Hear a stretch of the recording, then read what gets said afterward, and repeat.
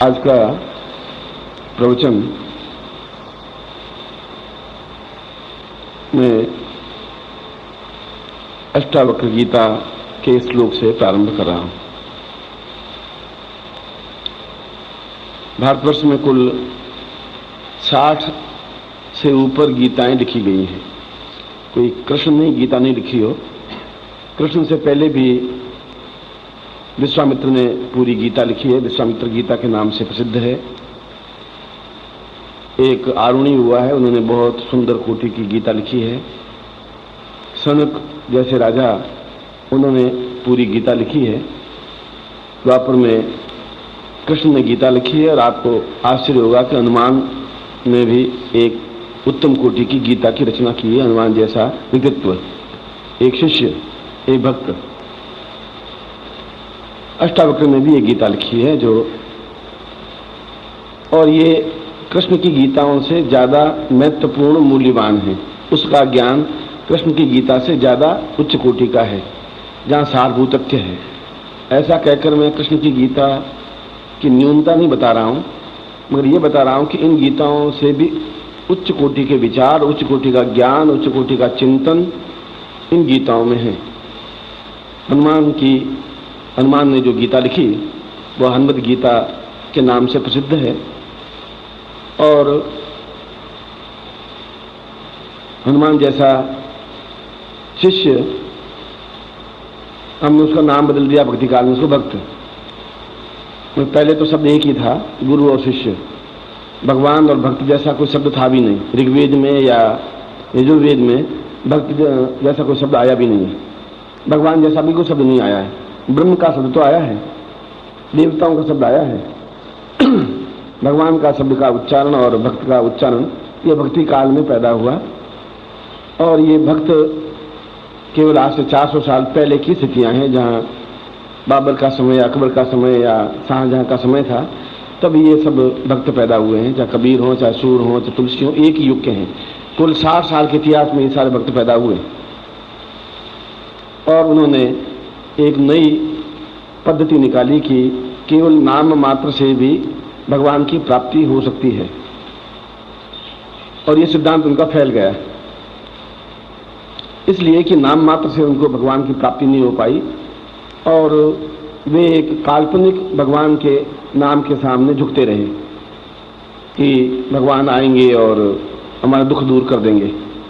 जब अकबर का बहुत अत्याचार बढ़ गया, जजिया कर लगा दिया गया औरंगजेब ने, और तो तुलसी ने देखा कि हिंदू जाति बहुत अधिक दुखी पीड़ित हो रही है, तो उन्होंने एक ग्रंथ लिखा, तुलसीकृत रामचरितमानस। और उन्होंने राम की एक नायक की तुलना की। बड़ा वीर है, धनुष बाण लिए हुए है, युद्ध प्रिय है और शत्रुओं का संहार करने वाला है। जब जब होए धर्म की हानि, बाढ़ असुर महाभिमानी।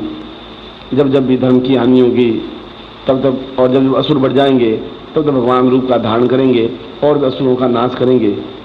और इस प्रकार से उन्होंने एक नायक दिया हिंदुओं को, और हिंदू उस नायक की कल्पना के सहारे अपने धर्म की रक्षा कर सके। मगर ऐसा कहकर के भी मैं ये नहीं कहता हूँ कि भक्त होना गलत है। हजारों लाखों भक्त आज भी हैं, मंदिर में जाते हैं, हाथ जोड़ते हैं और अपनी मनोकामना मांगते हैं। मगर जहाँ तक पूर्णता की बात है, वह भक्ति के माध्यम से संभव नहीं है। भक्ति केवल कीर्तन और मन को संतोष दे सकती है, कुछ क्षणों के लिए। स्थायित्व भाव नहीं दे सकती, क्योंकि वह अस्थायी भाव है। मंदिर में जाते हैं तब भाव पैदा होता है, मंदिर से बाहर निकलते हैं तो भाव समाप्त हो जाता है। और यदि जो 24 घंटे जो भक्त रहे भी हैं, वे भी अपने आप में उनकी श्रेष्ठ विधा होगी, मगर मेरी राय में वह अपने आप में गिड़गिड़ा कर और घुटने टेक कर और एक काल्पनिक भगवान के सहारे जीवन यापन करने की कला थी। अष्टावक्र ने अपनी गीता में इसी सिद्धांत को दोहराया। यद्यपि उस समय कोई भक्ति जैसी चीज थी नहीं, एक सेवा थी। हनुमान के जीवन का एक प्रसंग है कि राम की सेवा में वो 24 घंटे तत्पर रहते थे। वे कोई भक्त नहीं थे, अपने आप में उच्च कोटि के ज्ञानी थे और विद्वान थे। वह उनकी गीता से स्पष्ट होता है कि उनकी गीता में कितने उच्च कोटि के विचार और चिंतन हैं। कितना उच्च कोटि का ज्ञान उसमें लिखा हुआ है। एक बार उन्होंने देखा कि भगवान राम 4-5 दिनों से बहुत उदास हैं, चिंतित हैं, तनाव में हैं, मुस्कुरा नहीं रहे। उन्होंने 1-2 बार कारण भी पूछा कि ऐसा क्या कारण है कि आप इतने अधिक चिंतित हैं, क्या कार्य है, आप मुझे बताइए, मैं अकेला भी आपकी कृपा से समर्थ हूं कि मैं आपके तनाव को दूर कर सकता हूं। यदि मैं आपका सेवक हूं। ये भक्त शब्द जो आया है ये तुलसी ने लिखा है अपने रामचरितमानस में कि मैं आपका भक्त हूं। वाल्मीकि ने कहीं हनुमान को भक्त के रूप में संबोधित नहीं किया है। और वाल्मीकि राम के समय में ऋषि थे, जहाँ सीता जब वापिस रावण के यहाँ से आई तो वाल्मीकि के आश्रम में रही। वाल्मीकि ने जो कुछ लिखा है वो सत्य लिखा है, क्योंकि अपनी आंखों से देखा हुआ लिखा है, उनके समय की घटना है। तुलसी ने उसे कई हजार वर्ष बाद लिखा है और उस समय तक कम से कम 200 रामायण लिखी जा चुकी थी। कंब रामायण अलग है, तेलंग रामायण अलग है, वाल्मीकि रामायण अलग है। इस प्रकार की 200 से ज्यादा रामायण है, कम से कम दक्षिण में 150 रामायण है जो अलग ऋषियों द्वारा रामायण लिखी हुई है। उनका सारभूत तथ्य लेकर के उन्होंने एक ग्रंथ लिखा जिसको रामचरितमानस कहा गया, इसलिए उन्होंने भक्त कहा गया, हनुमान को भक्त कहा। बाकी वाल्मीकि ने उनको सही अर्थों में शिष्य शब्द से संबोधित किया है। और भगवान राम को गुरु के रूप में संबोधित किया है। जहां भी वाल्मीकि ने कहा है या तो उनको सम्राट के रूप में विभूषित किया है कि वह एक राजा है और पथभ्रष्ट राजा है, उन्होंने 2-3 बार लिखा है। और इसीलिए अयोध्या के पास उनका आश्रम था, राम ने उनका आश्रम उजाड़ दिया वाल्मीकि का, और वहां से 80 किलोमीटर दूर उन्होंने वापस अपना आश्रम का निर्माण किया। और राम राज्य जिसकी तुम कल्पना कर रहे हो, राम राज्य में भी वैसी लड़ाई झगड़े थे, सामंतशाही थी, कई पत्नियां रखते थे, दशरथ जैसे ऋषि भी रखते थे। उनकी पत्नी के मुंह में आकर के बेटे को घर से भी निकाल दिया जाता था। मथुरा जैसी को मुंह लगाया करते थे, कुटिलता होती थी, एक भाई को वनवास भेज के दूसरे भाई को राजगद्दी पर बिठाने के षड्यंत्र होते थे। ये आपके राम राज्य में भी होते थे, आज भी होते हैं।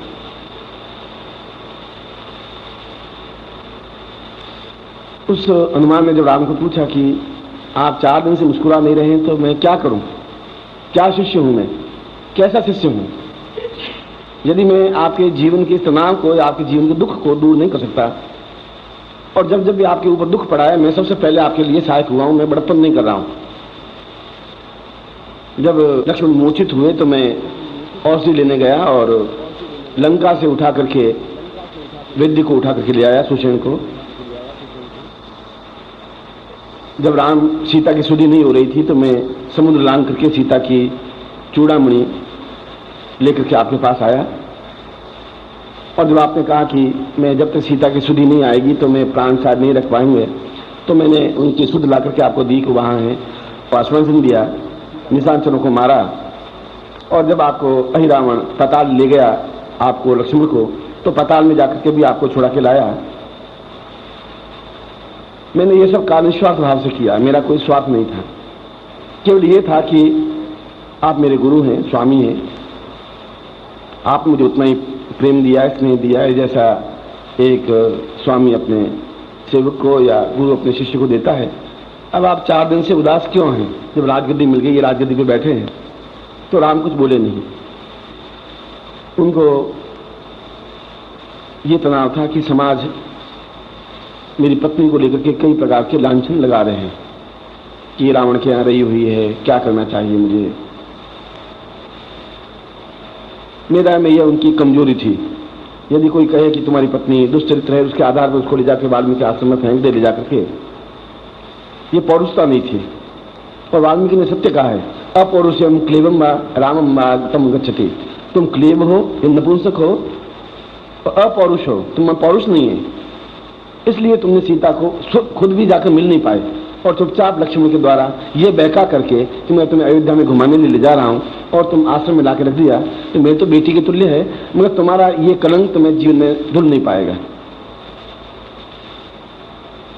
ऐसा कहकर के भी मैं रामचरित की विनय भाव ही रखता हूं, क्योंकि अपने माता पिता या अपने से बड़ों के प्रति एक विनय भाव ही जीवन में शोभा देता है। मैं तो इतिहास की बात कर रहा हूं।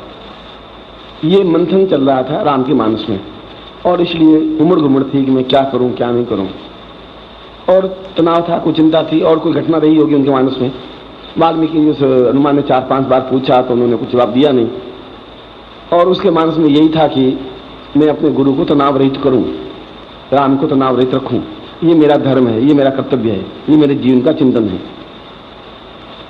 और दूसरे दिन वे सीता को देख करके किंचित मुस्कुराए। उनके ललाट पे सिंदूर की रेखा थी, सौभाग्य की रेखा थी। तो राम ने कहा कि आज सिंदूर की रेखा तुम्हारे सौभाग्य का बड़ी सुंदर चमक रही है। सीता ने कहा कि आप हैं तो वह मेरे सौभाग्य का प्रतीक है। और इस वार्तालाप में शायद 1 सेकंड रहा होगा जब राम मुस्कुराए होंगे और सीता की तरफ देखा होगा। हनुमान ने सोचा कि आज पहली बार एक छोटी सी 5 दिन बाद मुस्कुराहट आई है राम के, मगर इसको स्थायी भाव मुझे किसी प्रकार से देना चाहिए। राम तो बड़े हंसमुख थे, आशे थे, विनोद प्रिय थे, और यदि मुरझा गए तो मेरा जीवन अपने आप में व्यर्थ हो जाएगा, क्योंकि मैंने तो जीवन अपना समर्पित कर दिया है। मैंने उस वानर समूह को छोड़ दिया, सुग्रीव को छोड़ दिया, बाली को छोड़ दिया, अपना घर छोड़ दिया, पत्नी छोड़ दी, पुत्र छोड़ दिया। उनका पुत्र का नाम मकरध्वज था, और महाभारत युद्ध में मकरध्वज जैसा पैदा कोई ऋषि योद्धा पैदा हुआ ही नहीं। केवल मकरध्वज था जो महाभारत युद्ध को जीत सका। अर्जुन ने नहीं जीता है, कृष्ण ने भी नहीं जीता है।